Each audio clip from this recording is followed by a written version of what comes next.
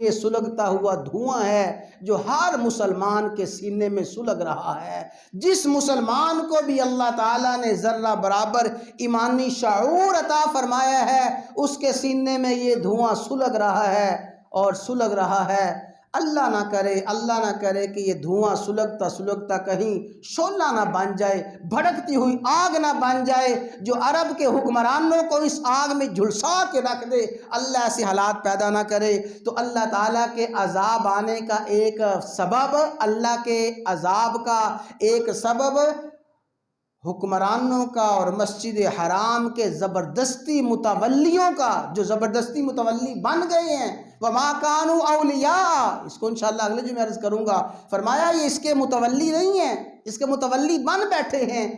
یہ متولیوں کا، مسجد حرام کے متولیوں کا، خدام الحرمین کا، دنیا بھر کے مسلمانوں کو، اہل اسلام کو مسجد حرام سے روکنا اللہ کے عذاب آنے کا ذریعہ اور سبب ہے۔ ایسے لوگ عذاب الہی کا شکار ہو کے رہیں گے۔